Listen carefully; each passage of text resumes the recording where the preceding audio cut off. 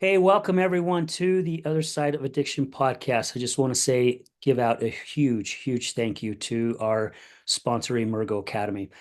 You guys have heard me say with other shows, this just isn't another program. It's actually a life-changing brain-first approach to recovery and actually even in life. I've personally taken this training with Dave and Susan Kenny, and it has completely transformed of how I look at life. You know, our subconscious brain stores data and tells us stories and collects stories. And it does it from the day that we are born all the way the rest of our life. So when certain things happen to us in life, like traumas and all kinds of different craziness that life throws at us, our brain goes, oh, this has happened to us before. I got to protect you. So it starts giving us these really, really crazy thoughts. And it's these stories, it's our maps that we have gathered throughout our whole entire lifetime. When we start to learn how to listen to what our head is telling us and ask questions, why am I thinking this? And then going back and figuring out what has caused me to think this way. Once we figure that out, we can actually go in and rewrite that story and we can create a new map. So, what it does is it helps us actually live in a freer state of mind. So, they trained me to be a crisis and recovery coach. If you're not even interested in being a crisis recovery coach, I would highly recommend taking Emergo Academy's course just to help with life in general. Guys, seriously, it will completely change the way that you see life and how you look at things. So check them out, Emergo Academy. That's EMERGO Academy.com. So today I am really looking forward to our show. Today, with our guest, Heather Van Buren. Did I say it right? Boerum. Van Boerum. All So right. close, so Last name, close. weird spelled things always get me. It gets my head. I know. Anyway, we're going to be talking about addiction and amputation. Is it the same? And I think we already had a full-blown show, Heather, before we even started recording because we got so serious in the conversation already. It's like, my gosh, what are we doing? We got to get record. Yeah, yeah. No, it was good. It was good. Yeah, We realized some things, right? we did. Yeah. And before we get rolling, Heather, seriously, thank you so much. And just not thank you for taking time out of your day to be on the show, but you were the first person who I met with amputation when I was at Encompass Health. And I had just got released out of the hospital and I was there starting my rehab. And my good friend Connie, reached out and said, hey, I got somebody that, is willing to come in and see if you're interested. And it's really cool because now I get called to do the same thing. Hey, we got somebody that's in here. Would you like to come in and talk to him? And I believe you're still doing the same. Yeah. So it just meant so much to me. And to see you come in with such an amazing attitude, so much energy, that beautiful smile on your face, and sit down. You met my mom, you met my oldest daughter, and it was just such, gosh, I'll get emotional. It was just such an amazing day for me, seriously. So thank you. Well, thank you, Al. And it was for me as well. And I think we've spoken about this, but it is really what keeps me going. And it makes sense of my situation, right? To be in there with you and talking about it. And it makes me feel better.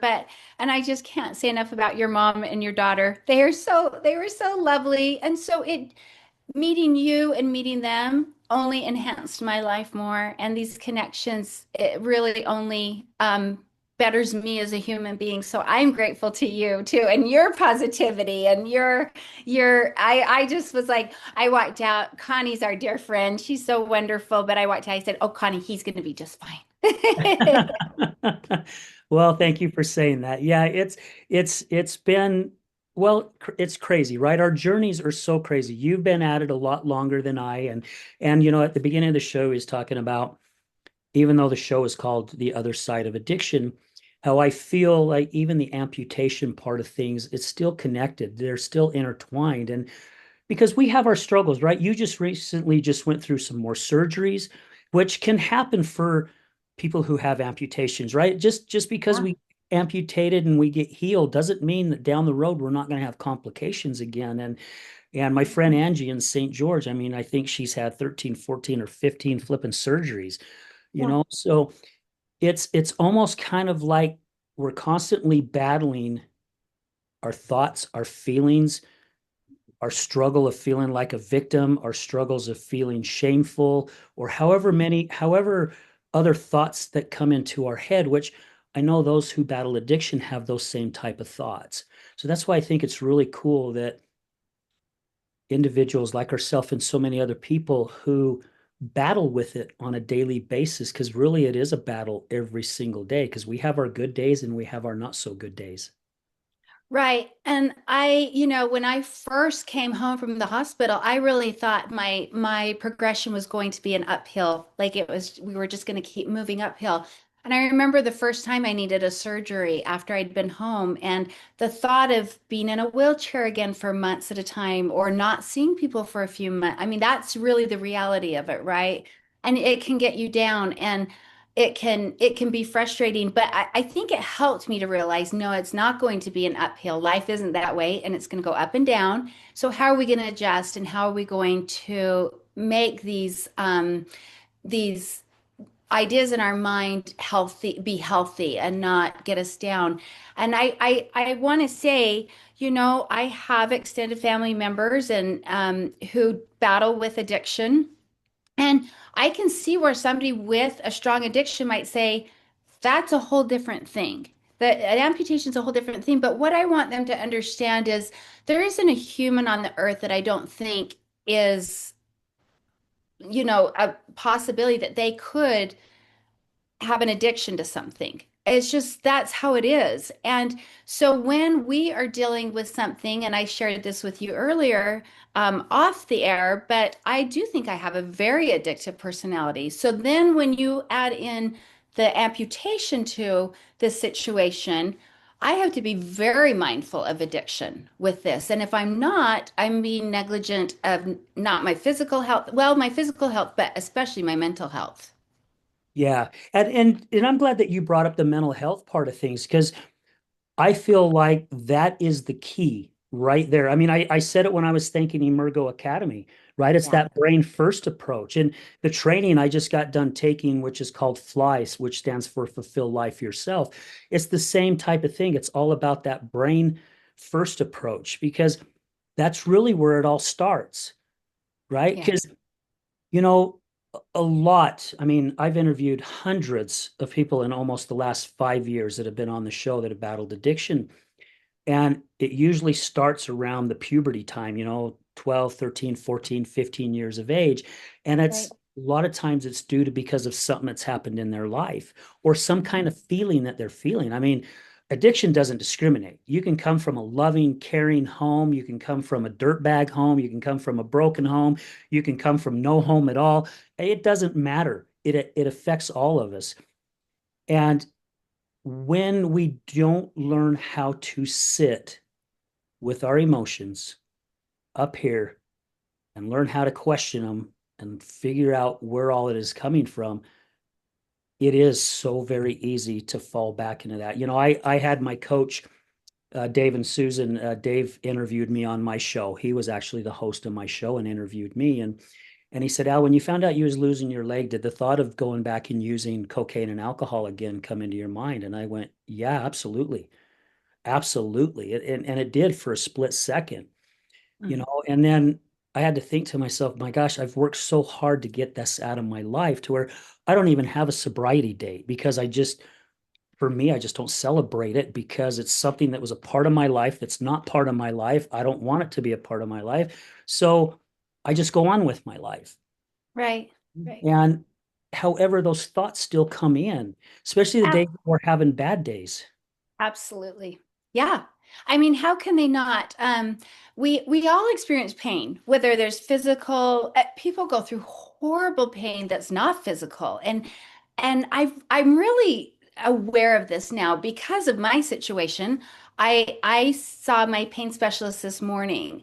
Um, and we were kind of talking. I know there's people walking around in pain 24/7, whether it is a physical and it's chronic and they're going to live with that for the rest of their lives, whether it is mental and they just can't get on top of it, but they struggle with it every day. There's these pains, right?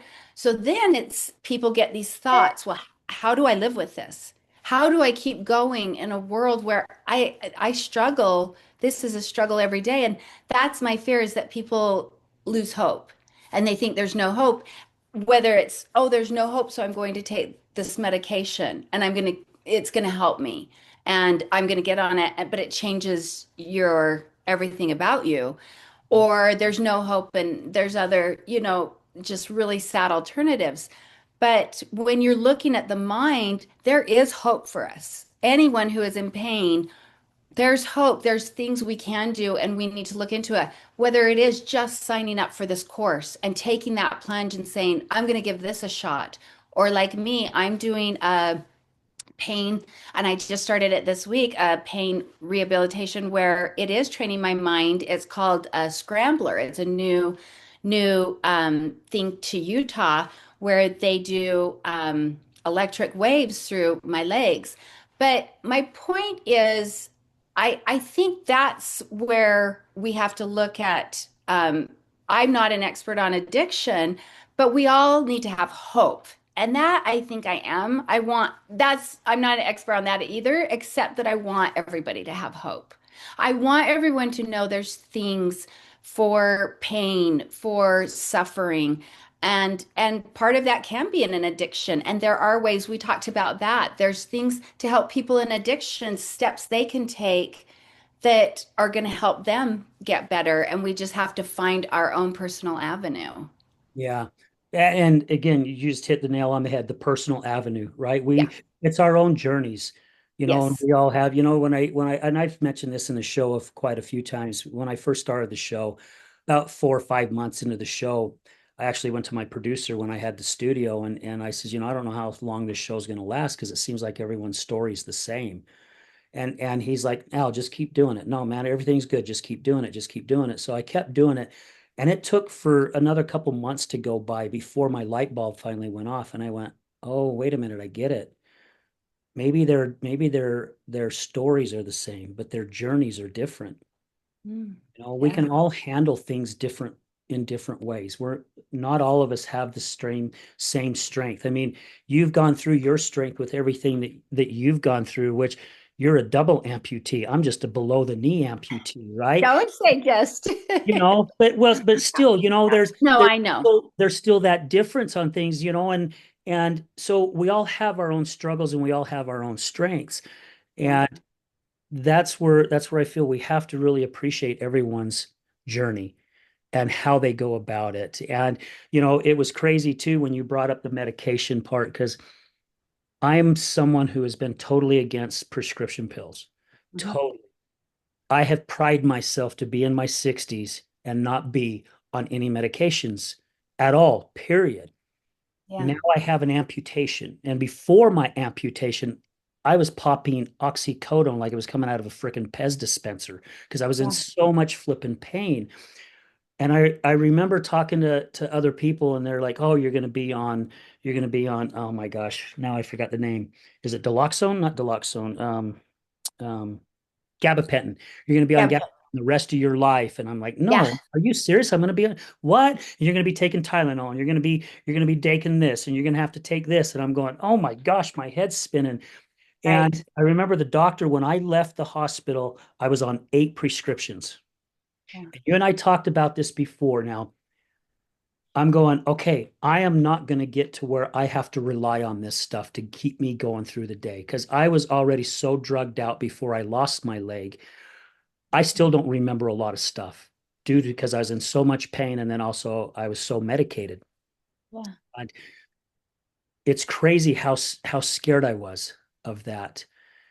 And I remember I was going to do it. I was going to do it. And I got off everything. And I remember going in for one of my checkups with my doctor, Dr. Holly Ryan. She's amazing.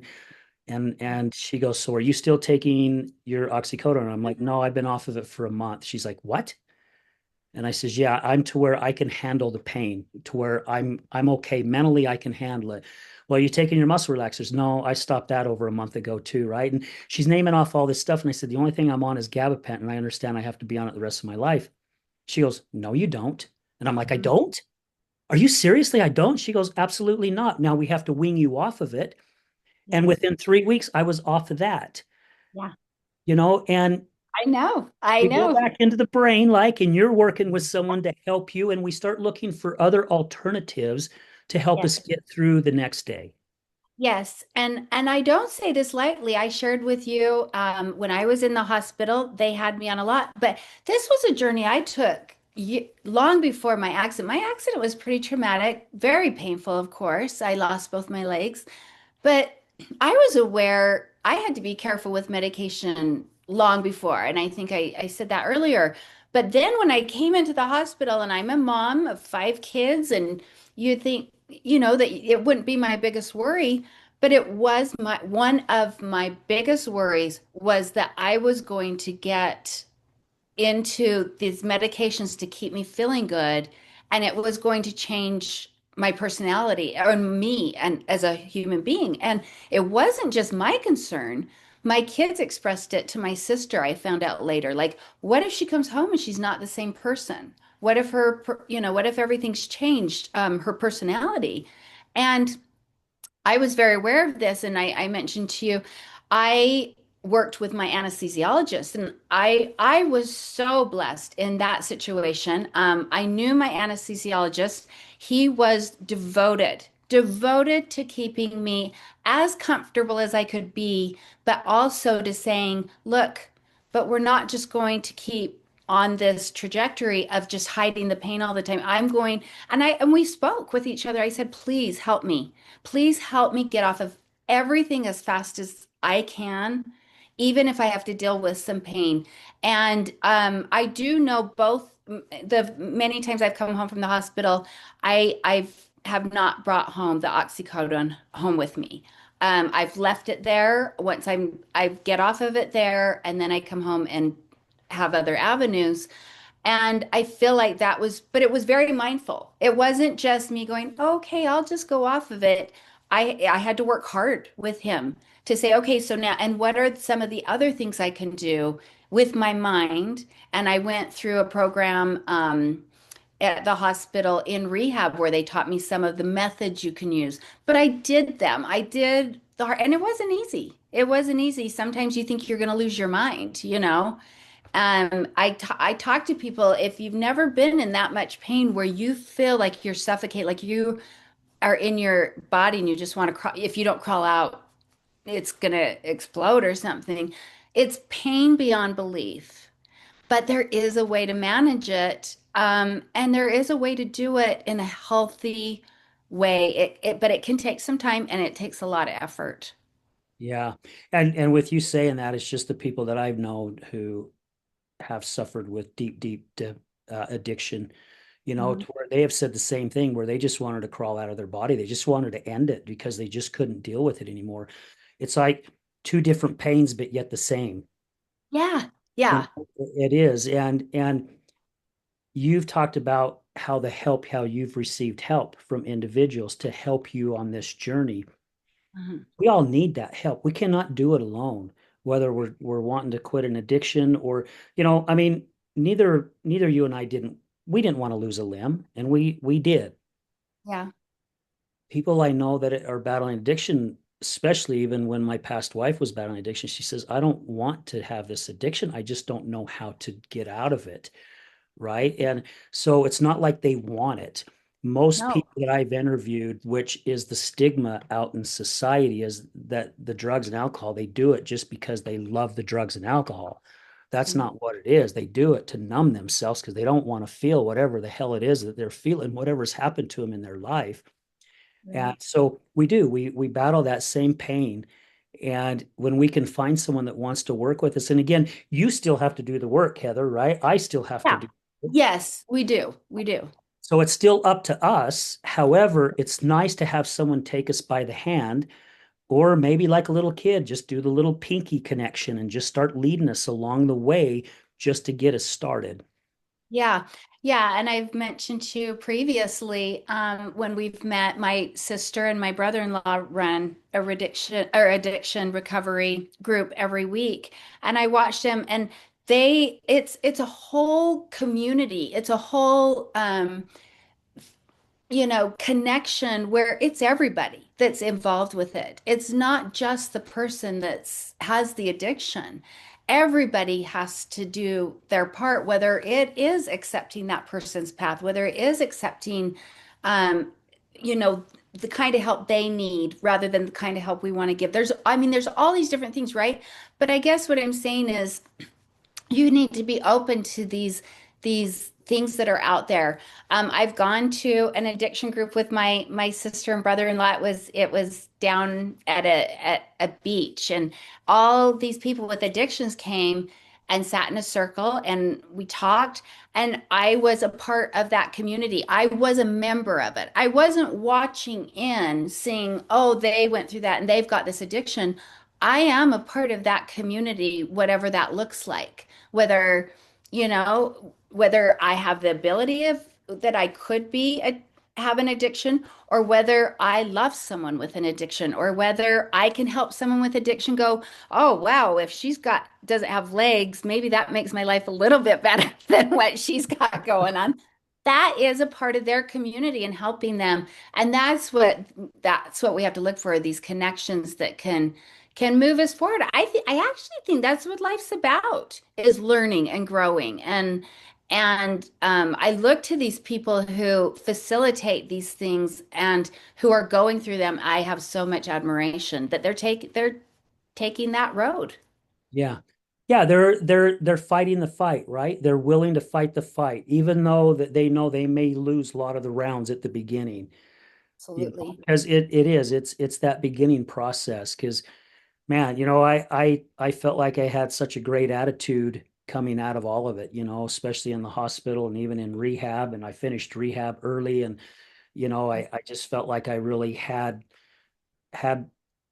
beat all this stuff, but I have had to come to realize, no, it's not. I still have that battle. I still fight that battle on a daily basis. And the only thing now that I know, and it's really helped me, is just to keep staying strong up here, allow my emotions to go through their course.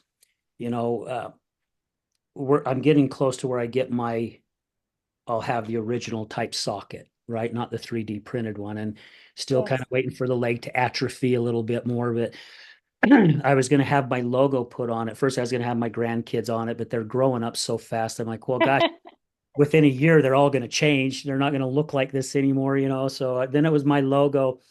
And then I remembered something, and I've said this on the show a lot. Buffalo, when they're out on the prairie, and I've said this a ton recently, when a storm's coming, there's a lead buffalo that gets the herd together, and he leads the herd into the storm. And the reason why he leads them into the storm, because it gets them through the storm quicker.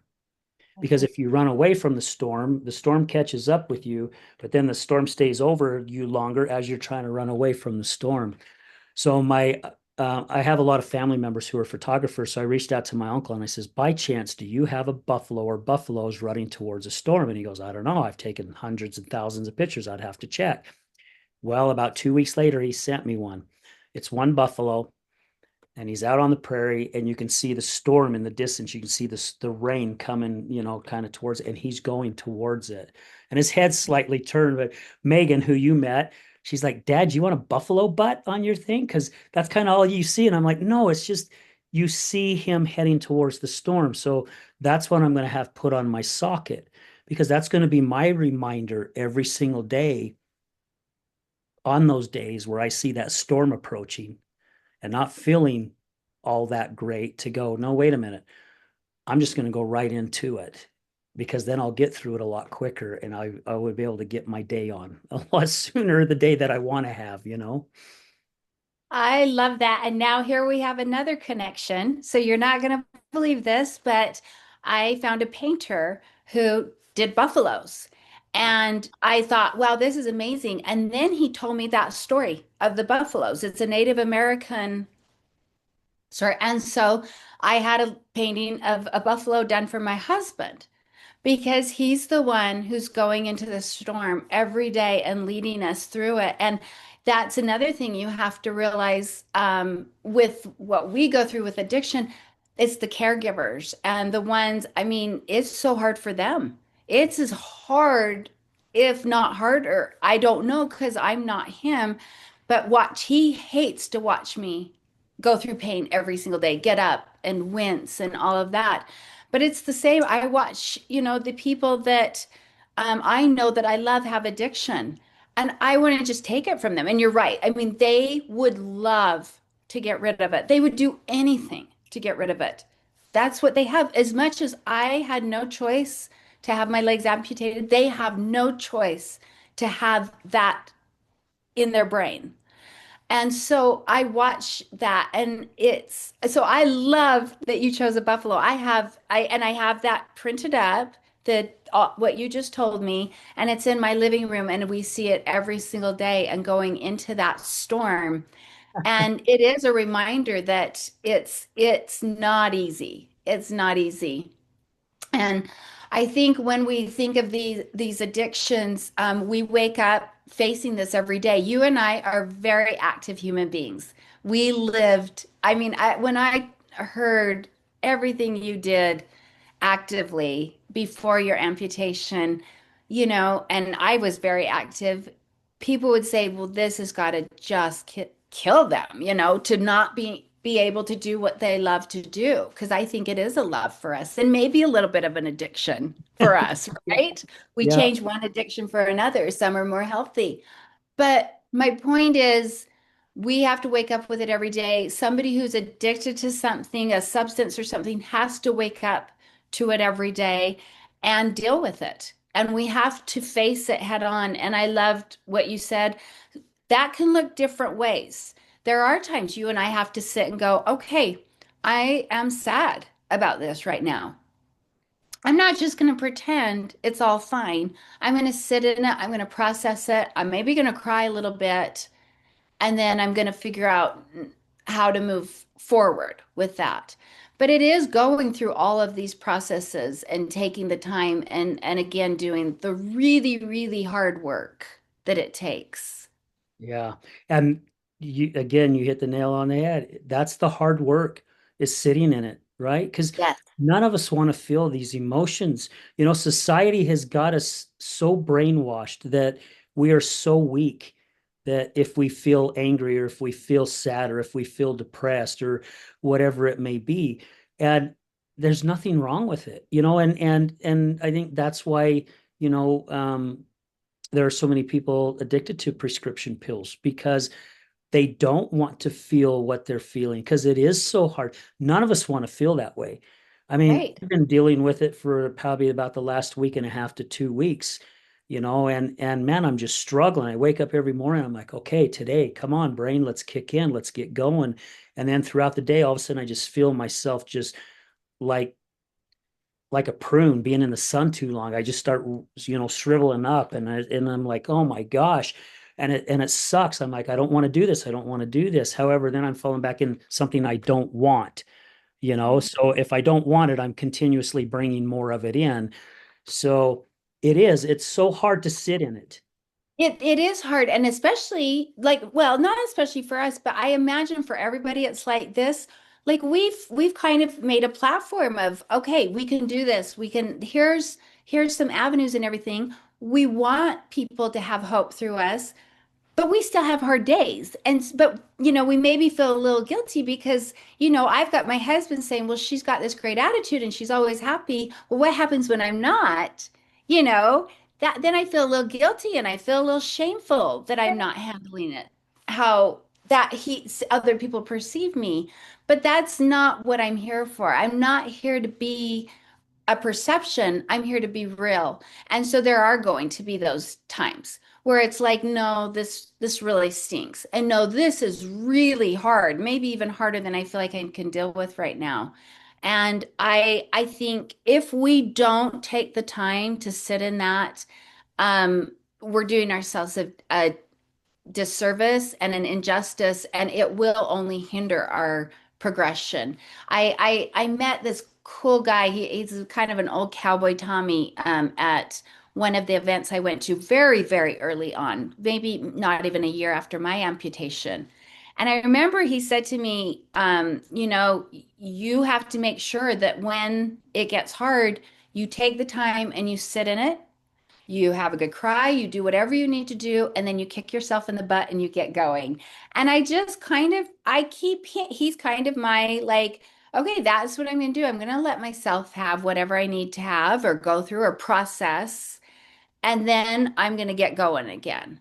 And it's just an important part of making this work. I know for me, I'd be very messed up if I didn't allow myself to have those bad moments, those bad hours. I can tell people I really don't have bad days because I think I let myself go through those times. You know, I Yeah. let myself go through those moments. And so it doesn't really last very long because I sit and think about it and I think, okay, well, what's going to help this? What can I do to improve this? And then I move on after figuring it out. But I do sit in it, taking that time to do that. Yeah. Well, and it's, I tip my hat off to your husband, right? And your other family members to be there for your support. You know, I've had some really good friends that have supported me, and of course my mom and my daughters have been great support. And I don't have a partner, Yeah. so sometimes my nights are hard, especially on the days that I am struggling really bad, because it's like I would love so much to be able to come home to somebody and just say, man, just today's just not, I'm just struggling today, and just Sure. have somebody listen, and I have people I know I can call. I'm Yeah. also one of those that I don't want to burden them, you know, and Yeah. it causes me again to sit more in my emotions to really get stuff figured out. And I think sometimes it takes me a little bit longer because I don't have that person, you Yeah. know. I So understand that, and I do feel very blessed. When you're going through this, whether you have lost a partner through addiction or because I've heard of stories because I am on so many amputee platforms where I'm listening to everyone's story and gathering information where people have left their partner because of an amputation. And my heart, I'm going to get really personal here and going to try not to get teary because I'm not a very teary person. But I told my husband in the hospital while we were still there when the accident happened, we can be best friends if this looks too hard. And of course, to him, he was like, "Are you kidding?" No, but it is. It's a lot for anyone.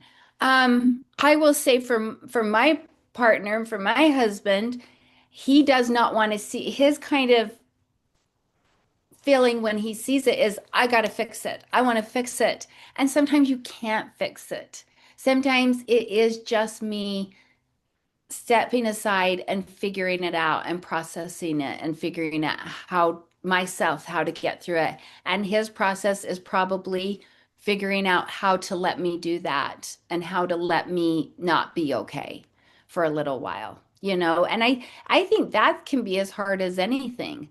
But it is a blessing, I will say, to know that he's in it with me, and I just feel like everybody needs to have someone. And so I've watched your community rallying behind you, and that made me feel so confident in your situation. Because if we don't have people in our corner, it is hard. It's hard to go through it. And sometimes we drive those people away if we're not careful. And that's a concern as well, right? yeah, I have a good friend. Her name's Alina, and she has some mental challenge, right, Hmm. herself, and she's had it all her life. And I remember her and I was chatting one time, and she brought such a huge smile on my face and made me laugh so hard. And it was on one of those days that I was kind of struggling. And I had mentioned about, who wants a guy that's in his 60s and missing a leg? And she reached out to me and she goes, Al, there are women out there that find that a fetish. You'll find somebody. And I just busted out laughing. I'm like, oh my gosh, sweetie, thank you for making me feel so much better. Yeah. Yeah. And I don't know about you, but I think I had to realize, and this freed my mind a little bit. And I hope that I hope it frees anybody's mind who hears this statement. And because I say it very seriously, I'm not my amputation, right? Yeah. People with an addiction are not their addiction. They are so special and important in this world. In this, I mean, you and I have maybe not the same religious background, but we have the same religious beliefs in that we all are important on this earth. We all matter and we all have something to offer. And whatever is hindering someone, that's not who they are. That's the struggle they're going through. And so, when in my mind, I was thinking, yeah, my husband, he doesn't want to be married to a woman who doesn't have, he wants to go and travel and be and do. But at the end of the day, he wanted to be married to me. And that's what I have. And so then we make it look that way for each other. So when anyone's thinking, oh, I have this addiction, no one's going to want to, people are sick of me, they don't want to deal with it. No, people want you, but they want you. And that whatever process you have to get to being who you are. So why I say it was freeing for me is I realized my husband loved me no matter what. And, I don't know. There's nothing like going through something like that with a friend or with a partner or with a family member to know they're going to be there for you no matter what. Even if you're not your best self. Yeah. And for me, that changed my whole world. It made our relationship much, much stronger and much deeper. And I believe any connection, any relationship can become like that when you realize people are there for you because they love you, not because of, they of a perception of who you are.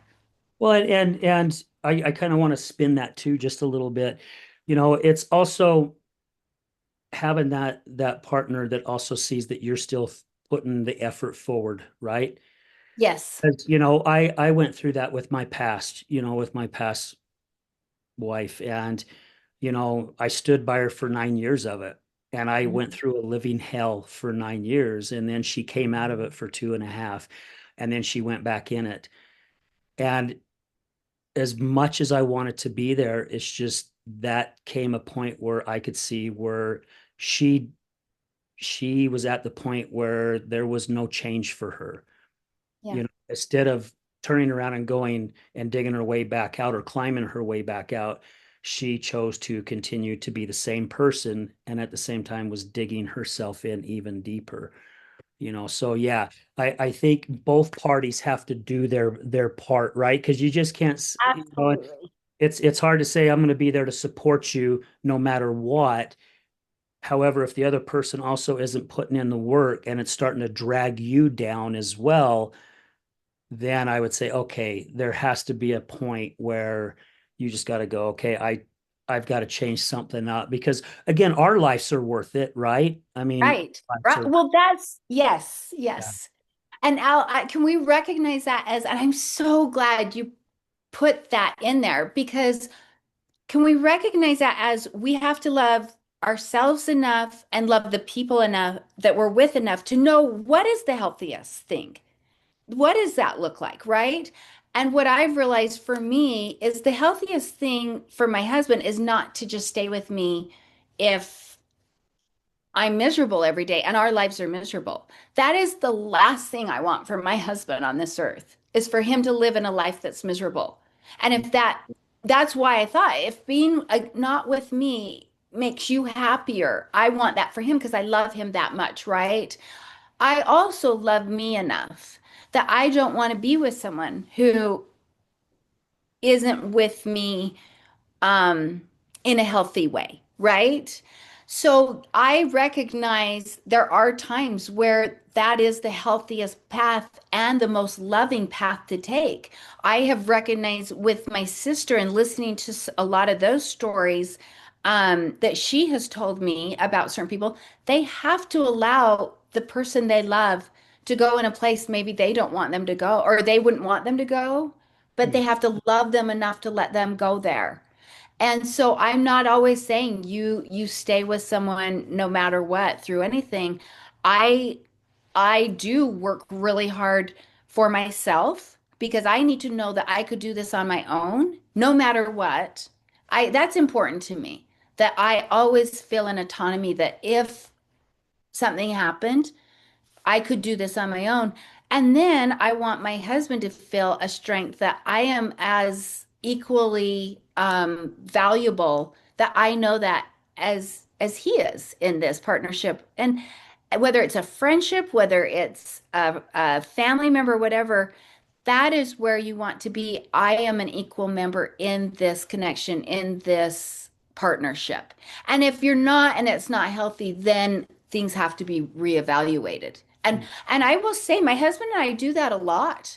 You know, where are we? Are we in a healthy place right now? And is our family in a healthy place with this right now? There's been times where, and it's been a long time, but in the beginning where my family had to sit me down and say, Mom, we don't think you're in a healthy place right now. Whether it was I was taking too many visits, or my nutrition health wasn't as good as it could be, or whatever. We had to evaluate, and everybody should take an evaluation and say, is this connection, is this relationship with this other person a healthy one that's making me better, us better, and them better? Yeah. Yeah, and you just said it, the healthy, right? It does have to be healthy for both parties because it's so crazy how quickly, especially on the dark side of things, how quickly that link can get put right around your ankle and drag you down with them really, really quick. Yes. And Yeah. that's where I, at least with my experience, that's where I ended up finding myself now very codependent, and it was a place really I don't ever want to go back again. It was so miserable because I wasn't living my life anymore. I was living somebody else's life. I was kind of living my life through them because of the fear of me losing them, or the fear of they might go use again, or the fear of just, even if they're not, it's just that fear of, I remember every time my past wife went to the restroom, and if I saw her take her purse, I'm like, oh shit, she's got a bottle in there. Yeah. I know she's going into the bathroom.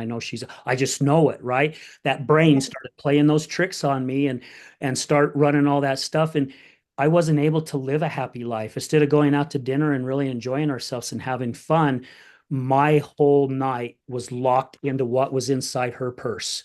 Yeah. Yeah. And my life was miserable. It was just miserable. And I loved this woman with every ounce of my being so much. Even though we were divorced, we still loved each other immensely. However, I think she finally got to that point too, where she understood where I was at, as hard as it was. And yeah, we just get to that point. But when you can have that partnership and you work together, and hopefully one day I'll find that individual where Yeah. You will. we all have traumas, right? We all have baggage that we're bringing. I know people, mostly on the women's side, but I know people who have gone through bad relationships, and they say they're healing Oh, themselves and they're doing well and everything, but they're not doing well. They're fooling themselves by telling them that, because they're still looking for every red flag possible they can from everybody that they date, to protect themselves. So they've not healed themselves, because we're all going to find somebody that has baggage. It's, however, finding that person that goes, you know what? I have baggage. You have baggage. Let's work on this together. Let's make each other healthy. Let's help each other on our journeys, right? yes. I'll be the flashlight on your path if you'll be the flashlight on my path, and we'll eventually get our way through it together. But when you don't have that, that makes both journeys extremely difficult. I couldn't agree more. And I just personally, I have an extended family member that struggles with mental illness. And, you know, my instincts were very similar to yours. I'm in. I want to be there. I'm no matter what. Like I love this person so much, But there came a time where I realized I love this person so much, but no matter what I was doing, that situation was the same. It didn't matter how I approached it, how hard I tried. That situation was the same, but it was becoming so destructive. And so I had to look at it and say, that situation's going to have to change for any good to become come to this.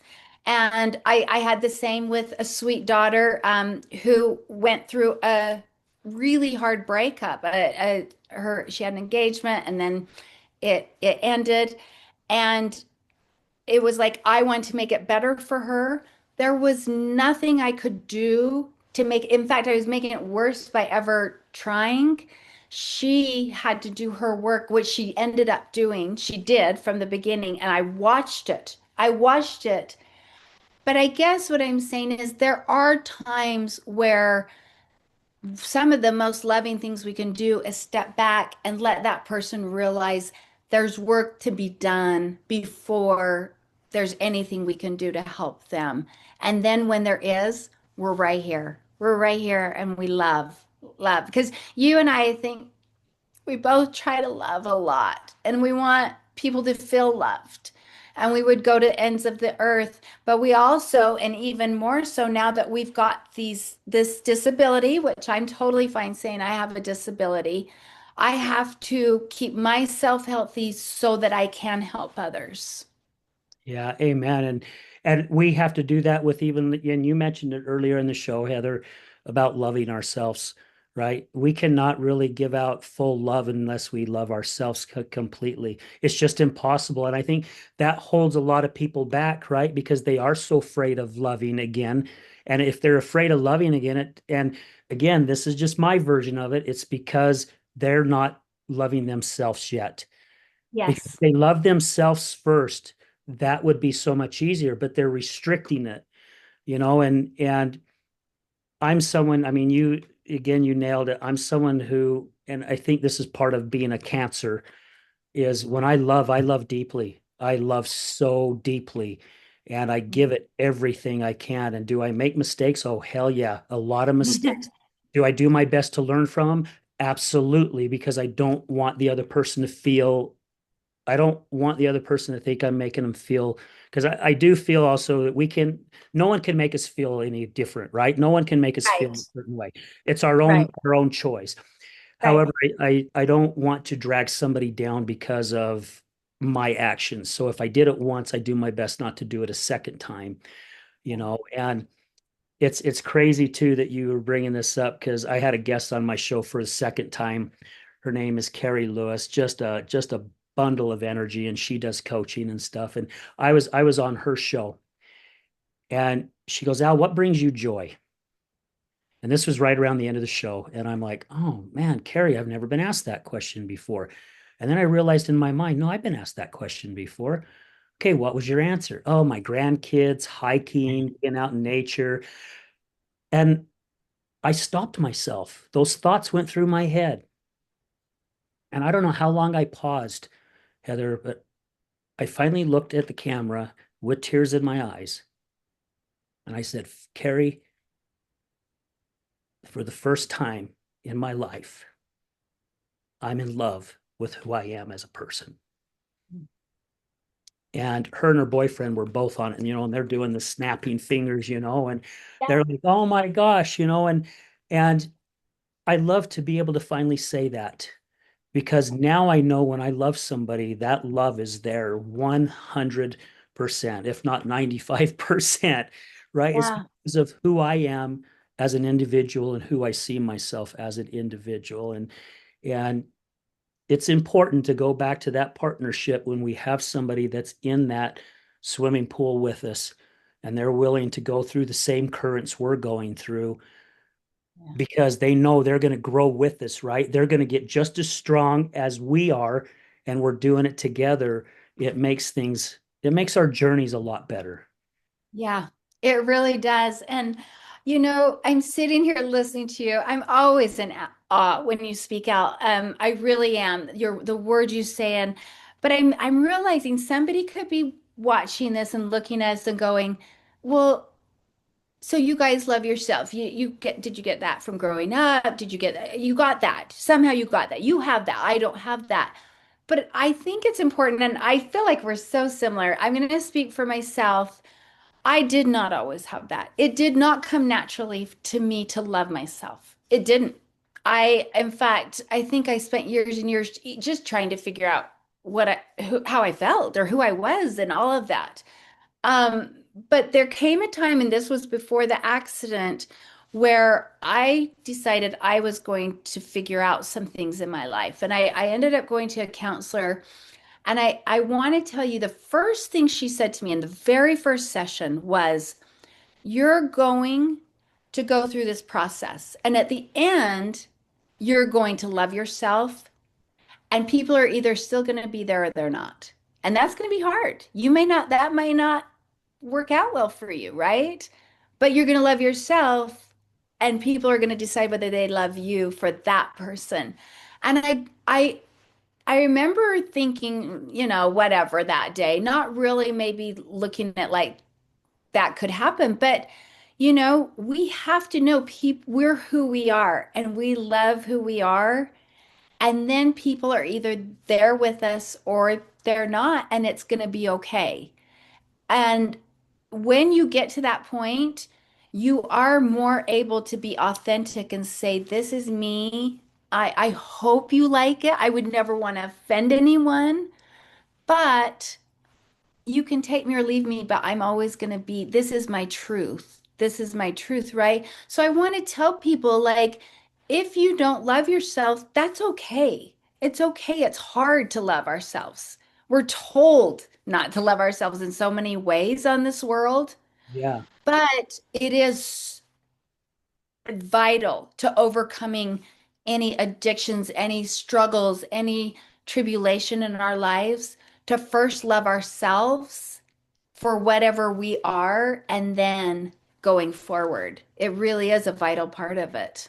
Yeah. Well, and it's our journeys that get us there, right? Because with what you just said, with letting our listeners know, no, it just doesn't happen overnight. I mean, it took me till I was in my 60s to get it, right? Hmm. So I've lived over half my life in a totally different state. Yeah, And it's taken me this long. However, that's my journey. That was my journey. And that's how long it was supposed to take me to get me to where I'm at today. yeah, And I still have more. I still yes. have so much more. I've said this on the show so many flippin' times. When it comes time to bettering yourself as a human being, there is no finish line. I 100% agree. It is a constant straightforward. And there are some days I move one freaking inch. Yeah. It's 1 inch forward. And then there's other days I go 100 miles forward. It's that journey. And so we get stuck again in our thoughts, in our minds. And it's so easy for those who are in the addiction, so easy for those who have amputations or those who have other sicknesses, right? Like being diagnosed with cancer or some kind of tumor or some there's so many things life throws at us, so many freaking things. Yeah. And it's our journeys. It's what are we going to gather from it, right? What are we going to grow? Because everything has its lesson, everything. And I read something the other day that gave me goosebumps. And it said, before God can make you a true man, he must break you first. Mm. And that gave me, I get emotional because that gave me such big goosebumps Yeah. because I have had so many freaking challenges thrown at me, especially this year. I mean, throughout my life, yes, but this year, just challenge after challenge after challenge. And I mean, there are days, Heather, really, where I have woken up and I'm just going, man, I am broken. I just don't want to get out of bed today. I don't want to talk to anybody. I don't want to see anybody. I just am not there mentally. Mhm. But somehow, some way, and I have to thank it because of my training and also my past and building my strength, right? Because I like to use the gym a lot because I work out. I've been working out consistently for the past 14 years. It's when you first start out, you're only doing 2 pound weights, right? And then before you know it, you're doing 10 pounds. And before you know it, you're doing 20 pounds. It's It's just that consistency. And the more consistency we do, the stronger we get. Yeah. Still make it easier? Maybe a little, but it's still hard. It's It's still still, hard. However, if you're willing to do the work, you know, Heather, yeah. with what your accident was, if you wasn't willing to do the work, you wouldn't be where you are at today. There is no way in hell you'd be there. And I'll take that. I will take that. You saying that, I'll take it as a compliment because I have worked really hard. Worked really, really hard physically, mentally, and spiritually. And what you were saying about what you've been through and who it's made you in the path. One of the allowances this has given me, which is a silver line, I actually told this to my pain specialist this morning. Told her, I said, one of the silver linings for me is that I get to study so much now. And but it's a choice, right? It's what I'm wanting to do with this newfound time that I have where I can't be as active outside and enjoying. I am soaking in constantly, just studying, reading, I'm going to a conference tomorrow all day. All these things, right? To kind of enhance me, help me. And what I will tell you about that is what I'm studying this week is the proofing that God puts us through, right? It's a proofing, like whether it's still or whether we're baking, and it goes through a proofing process. God puts us through these proofing processes because it makes us stronger. It makes us smarter. We are more enriched by going through these processes. I am a much, much better person than I could have ever been, not being able to go through everything I've been through. And I tell my kids all the time, this isn't the hardest thing that we've been through in our life, and it's not going to be the hardest thing we've gone through, me losing my legs. So this is a proofing process that God is allowing us to go through, not putting us through like He doesn't make things happen, but He allows these things to happen to us so we can become the best versions of ourselves. And I know, I'm sure you feel this way. I'm not there yet. I hope to become that best fit person at some point, that best version. But I'm really enjoying the process right now, and I will own it because I'm lucky I get this opportunity. Yeah. And you said enjoying it. And some days it's hard to say I'm enjoying it, isn't Right. it? Right. Oh, Like, when I yeah. had 2 months ahead of me, and because I had my last surgery in June, and I knew I was going to be off my legs for 8 weeks. 8 weeks. And I was going to be in bed most of the time. They wanted me to heal. They were like, Heather, we do not want you up. We do not want you doing. And that is a hard thing for someone to tell me. And if you saw my room, I arranged my whole room. I had a stack of books this high that I needed to learn from. I had another hobby I was going to pick up during that time, which I did.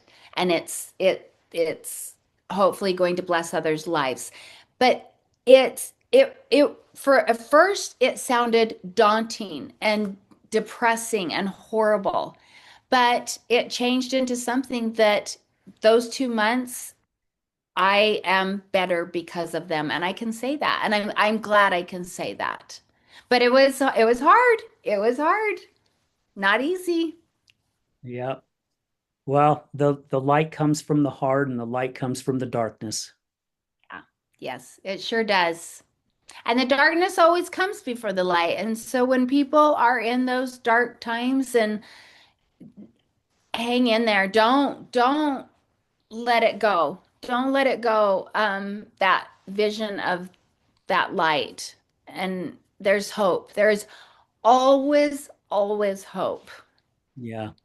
So much so, to get ready to wrap this thing up because we've gone just about an hour. It goes by so quick. Is Yes. I was just telling somebody this the other day, and I said I was having one of those days where I was really starting to feel sorry for myself. And I'm like, okay, I got to go get my mind going on something else. So I decided to go wash my truck. And then after I washed my truck, I was I was really feeling kind of down and grieving. So I stopped by where my wife is buried. And, I went to the cemetery and sat and talked to her, and even though I know she's not there, I know she's there spiritually because the veil Yeah, is very thin, right? right. And then I was still feeling kind of down. So I decided to go to Murray Park.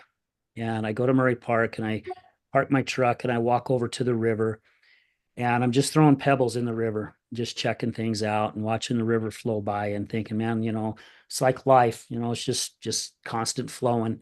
It's just always going to go. And I looked over to my right and I see these 6 slabs of concrete. And I don't remember if I said this at Encompass or not, but so if I again, I apologize. Or if you heard this story, let me know so you don't have to hear it. But anyway, I look over and I see these slabs of concrete. Standard concrete's 4 inches, Mhm. and there's these 6 slabs. Well, these 6 slabs at one time were on top of one another, but now they're all separated. And I'm just guessing, I'm like, well, they probably put it there on a big when we had a good spring runoff and it was eroding, right, the soil away. So they put these there to kind of help it. But about the third or fourth one up, 2 big tree trunks, about this big, come out. And I'm looking at it and I see it, and the tree goes all the way up and the sun's shining through it. So I hurried and took a picture of it and the sun shining through the tree. Then I took a picture of that, and all of a sudden, all this thought started going through my head.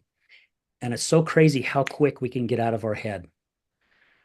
I went, oh my gosh, that's life. That's life. I got to go home and do something. I got to write something on this. So I hurry and jump in my truck and I rush home and I get on Facebook and I post the pictures and I tell the story I just told you. And I said at one time, those slabs of concrete were all stacked on top of each other. But that root found a sliver of light that it worked its way through that concrete somehow until it reached that sunlight. And once it reached that sunlight, it started growing towards the sunlight and it got bigger and bigger and bigger throughout the years. Now it has lifted the weight of the concrete slabs. The weight of the concrete's no longer on top of it. It has actually lifted it. And I'm like, that reminds me of life so much because we get so much piled on top of us.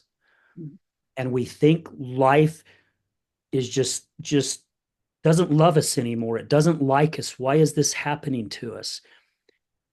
As long as we look forward, and I don't care if it's only just a pin of light, as long as we continue to go forward, and we're going to fall along the way. But the good news is when we fall, we're falling forward.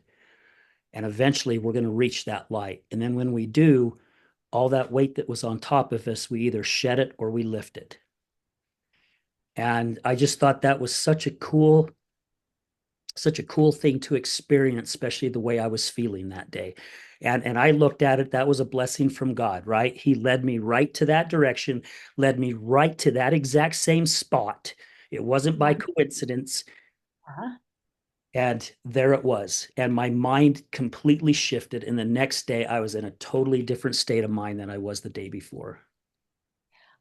I absolutely love that analogy, Al. And I'm just gonna, if you don't mind, and I hope I'm not taking away, but I actually heard a talk last week about the growth of plant. It was actually sunflower to the light.